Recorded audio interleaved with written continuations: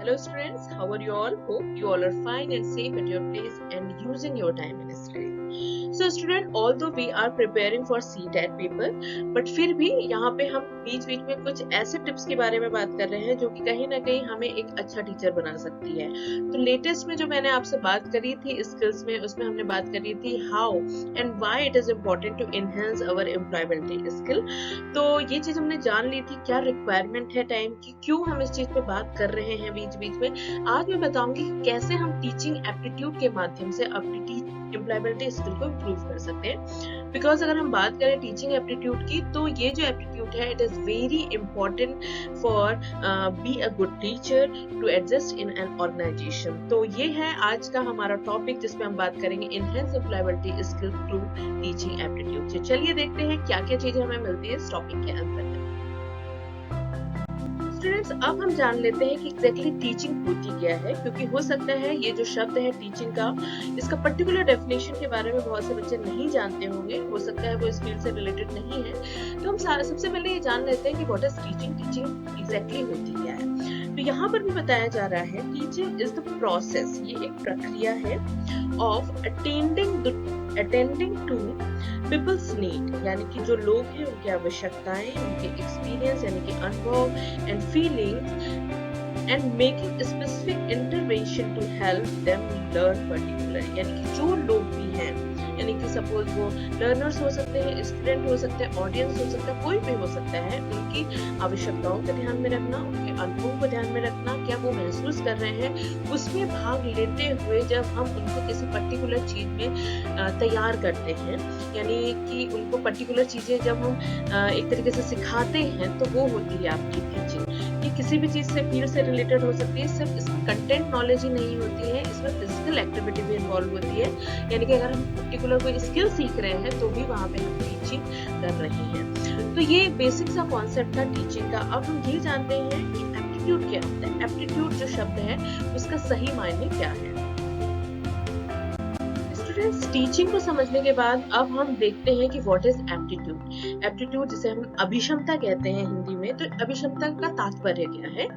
तो ये कहा जाता है कि जो एप्टीट्यूड है is a component of competence to do certain kind of work at a certain level.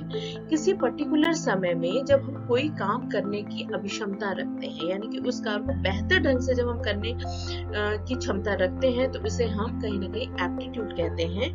और जब हम उस काम को बेहतरीन ढंग से करते हैं, यानी कि सबको वो चीजें दी गई है, लेकिन उनमें से एक दो लोग ऐसे होंगे जो उसे उतने ही समय में बेहतरीन ढंग से करते हैं, तो वो जो एक दो लोग हैं उनको हम टैलेंटेड का टैग देते हैं। यानी कि same time, same condition, same resource के साथ जब हम बेहतर से एक तरीके से और भी अच्छा काम करके निकाल देते हैं, तो हमें कहीं ना कहीं टैलेंटेड का टैग मिलता है। तो एप्टीट्यूड एक तरीके की अभिक्षमता होती है जो आपको किसी पर्टिकुलर समय में किसी पर्टिकुलर काम करने के लिए एक तरीके से फोकस करती है।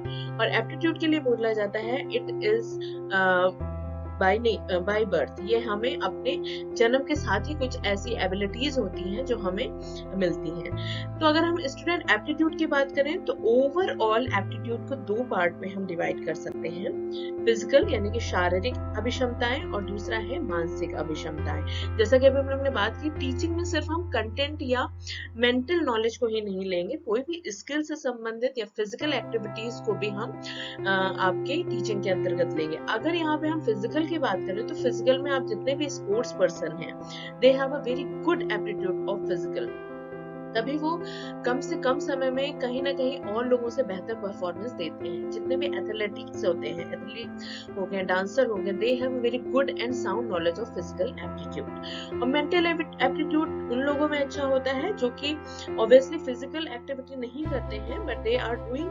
Work in very good manner through their mental abilities। तो यहाँ पे हमने देखा जो एप्टीट्यूड होता है वो भी नॉर्मली दो प्रकार के होते हैं, फिजिकल और मेंटल। अब हम स्टूडेंट बात करेंगे क्या क्लबिंग क्या होती है, कैसे एक टीचर टीचिंग एप्टीट्यूड के माध्यम से अपनी एम्प्लॉयबिलिटी स्किल को इनहेंस कर सकता है, इम्प्रूव कर सकता है। स्टूडेंट टीचिंग एंड एटीट्यूड को अलग अलग समझने के बाद अब हम इनको करते हैं मर्ज, यानी कि क्या होती है टीचिंग एप्टीट्यूड। क्योंकि हमने टीचिंग को समझ लिया, एप्टीट्यूड को समझ लिया, अब हमारा फोकस होना चाहिए टीचिंग एप्टीट्यूड को जानने का, बिकॉज टीचिंग एप्टीट्यूड आज के डेट में बहुत ही इंपॉर्टेंट है। कोई भी कॉम्पिटिटिव आप एग्जाम देख लो, if you are doing this competitive exam for teacher post, तो वहां पे टीचिंग एप्टीट्यूड पूछा ही जाता है। तो क्या होता है ये, क्यों इट इज सो रिक्वायर्ड, तो वो हम जानते हैं। तो सबसे पहले जो चीज यहाँ पे आती है, जो हमने अभी पीछे भी देखा कि टीचिंग एप्टीट्यूड या aptitude is a natural ability, although इसे हम स्लोली एंड ग्रेजुअली अपने आप में इम्प्रूव कर सकते हैं, बट ये बाय नेचर होता है। आप लोग ने देखा होगा कुछ लोगों को पढ़ाना अच्छा लगता है, कुछ लोगों को लोगों से, स्टूडेंट से इंटरेक्शन करना अच्छा लगता है, तो वो उनकी नेचुरल एबिलिटी है। And teaching aptitude is a natural ability. Teach it involve the study of student-teacher relationship in a controlled environment.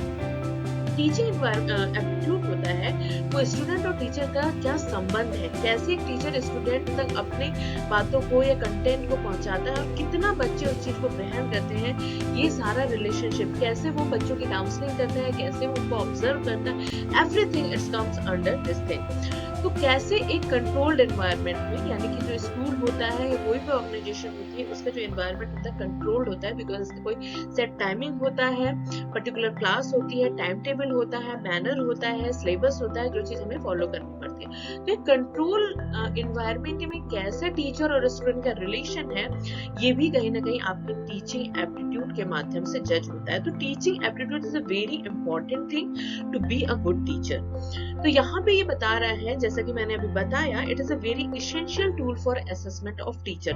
Teachers को जज करने के लिए, उनका मूल्यांकन करने के लिए teaching aptitude is very much required and necessary quality required to become a successful teacher. अगर आपको एक अच्छा टीचर बनना है तो सिर्फ कॉम्पिटिटिव एग्जाम ही पास नहीं करना होगा, you have to enhance this type of aptitude in yourself. आपको ये सारी क्वालिटीज, ये सारी जो खूबियां हैं, उसको अपने में डालना होगा, तभी आप एक सक्सेसफुल टीचर बन सकते हैं। एंड नेक्स्ट जो है, mode of evaluation of performance of individual.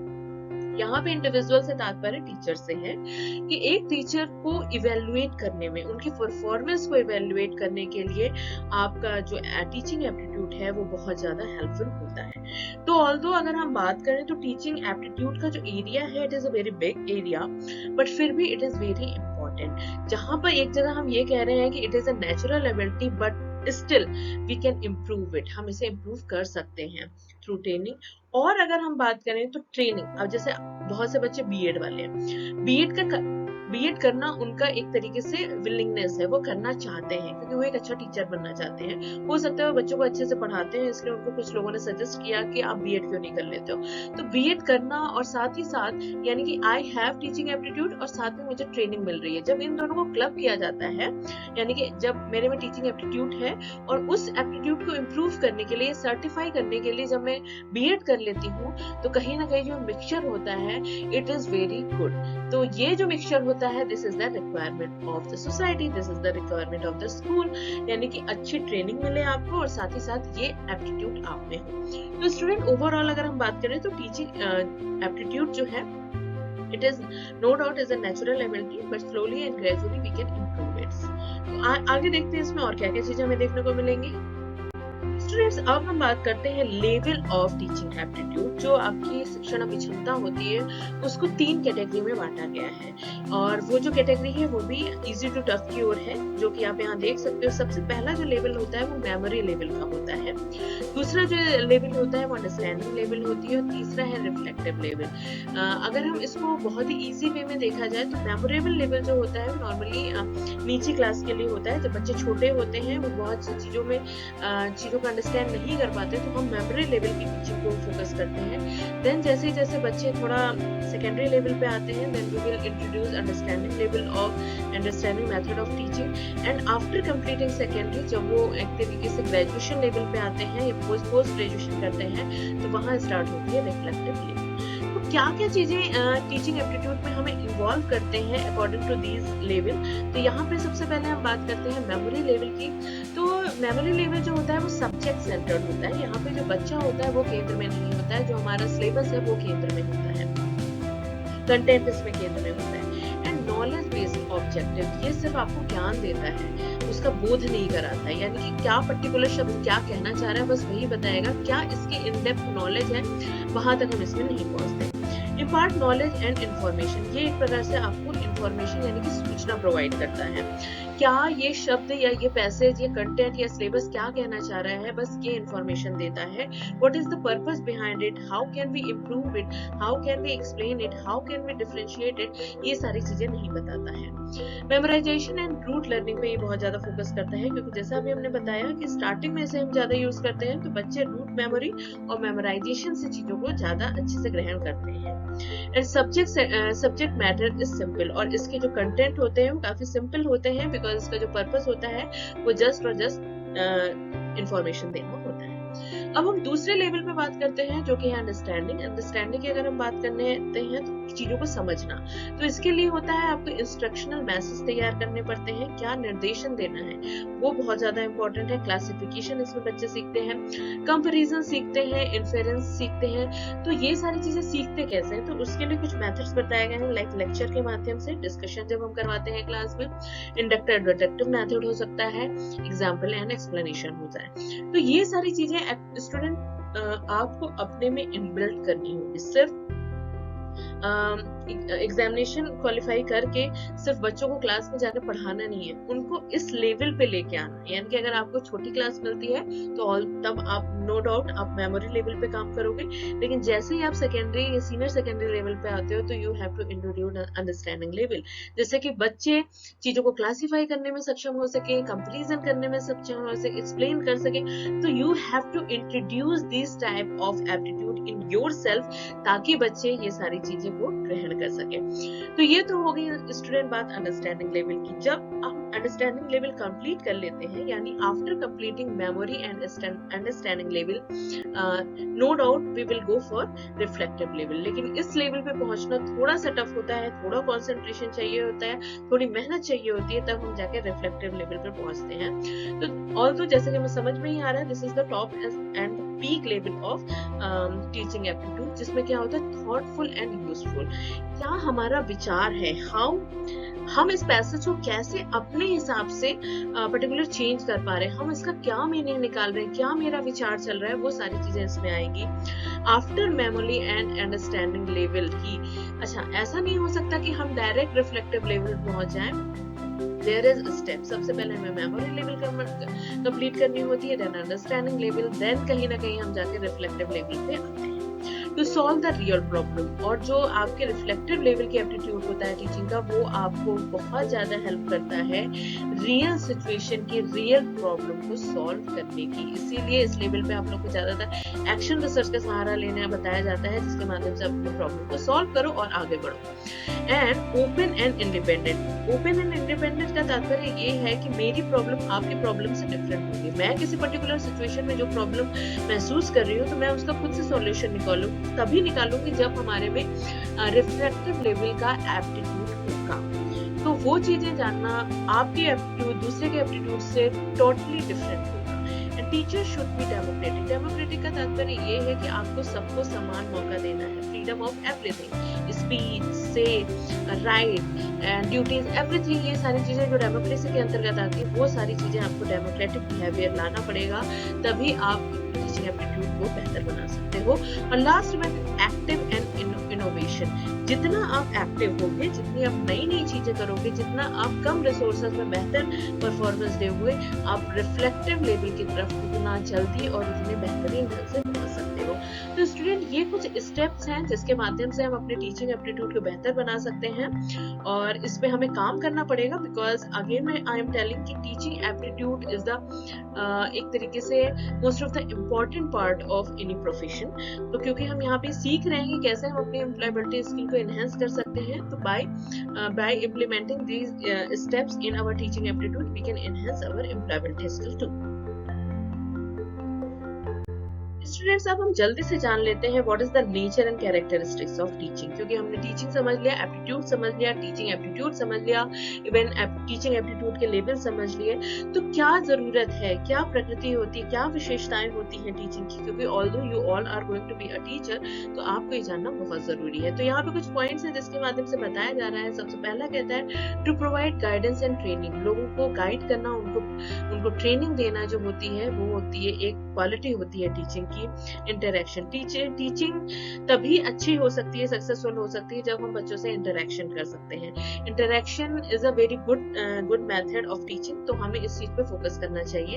And art of giving knowledge, और चाहे हम वैदिक काल को देख लें या प्रेजेंट टाइम को, तो ये एक तरीका है जिसके माध्यम से हम अपने ज्ञान को दूसरों तक पहुंचाते हैं। तो the art of giving knowledge ज्ञान देने का एक माध्यम है। Science of educate fact and causes, और एक विज्ञान है क्या, जो चीज सत्य है, क्या चीज कारण है, क्या रीजन है उस चीज की तरफ हमें आगे बढ़ाने का, वो एक प्रकार का ये विज्ञान है जिसके माध्यम से हम बता सकते हैं लोगों को कि ये जो फैक्ट है ये क्यों है।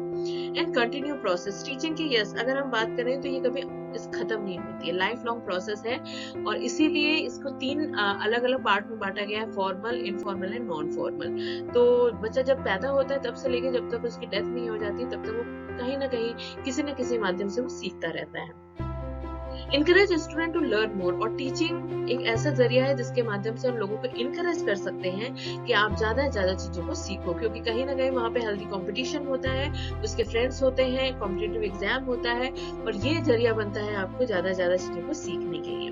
And formal as well as informal, जैसा कि हमने बात करी, ये आपका फॉर्मल भी हो सकता है, इनफॉर्मल वे भी हो सकता है। Tool to student to adjust himself in society and its environment, because अगर हम बात करें, अगर हम एजुकेटेड नहीं हैं, अगर हमने शिक्षा ग्रहण नहीं करी है, तो कहीं ना कहीं हम समाज की आवश्यकताओं को पूर्ति नहीं करेंगे, और जब हम आवश्यकताओं को पूर्ति नहीं करेंगे तो समाज हमें एडजस्ट नहीं करेगा, वो हमें समाज से निकाल देगा। तो समाज में एडजस्ट करने के लिए, सर्वाइव करने के लिए हमें टीचिंग का सहारा लेना पड़ता है। स्टूडेंट आइए अब हम देखते हैं एप्टीट्यूड की क्या क्वालिटीज होती हैं। टीचिंग की कैरेक्टरिस्टिक्स को जानने के बाद अब हम बढ़ते हैं आगे कैरेक्टरिस्टिक्स ऑफ एप्टीट्यूड, यानी कि अभिक्षमता की क्या क्या क्वालिटी होती है। क्यों हम लोगों की परफॉर्मेंस या किसी को जज करने के लिए एप्टीट्यूड को चेक करते हैं, because yes there is quality of aptitude.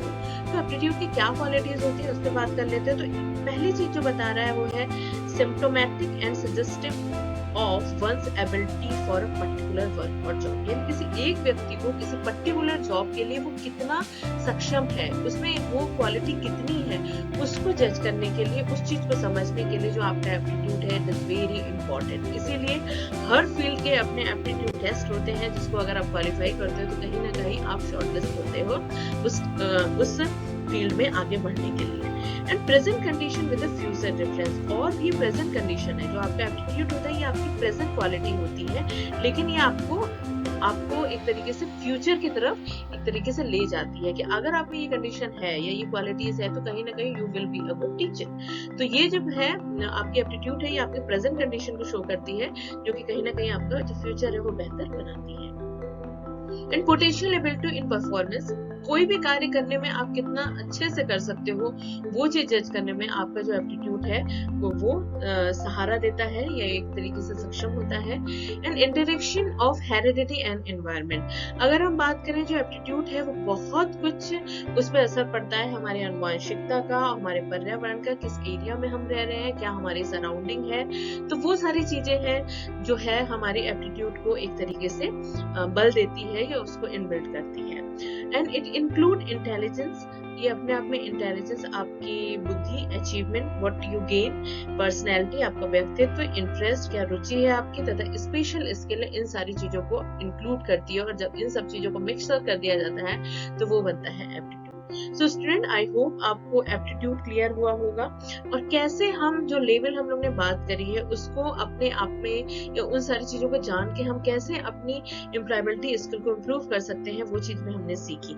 लेकिन ऑल्दो ये सारी चीजें होती हैं, ये बाय नेचर होती हैं, we can gain it slowly and gradually, but फिर भी कुछ ऐसी चीजें होती हैं जो हमारे टीचिंग एप्टीट्यूड या परफॉर्मेंस पे असर डालती हैं, जो कि यहाँ बताया जा रहा है लाइक पर्सनल फैक्टर। आपका कुछ ऐसा पर्सनल चीज चीजें हैं या पर्सनल कुछ एबिलिटी है या क्वालिटी है या आप इसे डीमेरिट्स कह सकते हो, जो कि हो सकता है इस एप्टीट्यूड में बाधा उत्पन्न करें। इन क्लासरूम एनवायरनमेंट, आपके क्लासरूम का एनवायरनमेंट भी हो सकता है कभी कभी आपकी गुड परफॉर्मेंस को बैड बना दे। एंड सोशल इकोनॉमिक कंडीशन, जैसा कि उन्होंने बात करी कि हेरिडिटी एंड एनवायरनमेंट दोनों ही इन्वॉल्व होते हैं, तो कभी कभी हमारा जो एनवायरनमेंट है, although we have a good aptitude of teaching, but हमें हो सकता है ऐसा एनवायरनमेंट ना मिला हो जिसके माध्यम से मैं कह सकूं कि I have a good teaching aptitude.